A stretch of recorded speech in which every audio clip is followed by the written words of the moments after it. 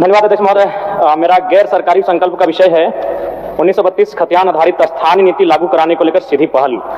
सरकार का वक्तव्य प्राप्त हुआ है अध्यक्ष महोदय, जिसमें सरकार के वक्तव्य में कहा गया है कि कार्रवाई प्रक्रियाधीन है। अध्यक्ष महोदय, बड़ा दुख के साथ, खेद के साथ कहना पड़ रहा है कि राज्य का सबसे ज्वलंत मुद्दा, इस राज्य के बनने के आज 25 वर्ष हो गए हैं, आज भी खतियान आधारित स्थानीय नीति या फिर राज्यवासियों को पहचान करने का, इस राज्य को सुरक्षित करने की जो नीति है वो प्रक्रियाधीन है।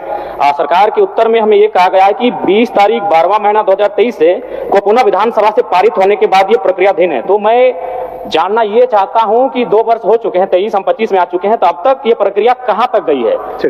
माननीय मंत्री जी बोल दीजिए। बैठिए बैठिए, माननीय सदस्य बैठिए, जवाब दें। अध्यक्ष महोदय, यह खतियान आधारित 1932 का स्थानीय नीति के संदर्भ में इन्होंने आविष्कार लाया है कि 2 वर्ष बीत जाने के बाद भी ये मामला अभी आगे नहीं बढ़ पाया। सरकार जवाब दी है, प्रक्रियाधीन है। माननीय सदस्य ये कहना चाहते हैं।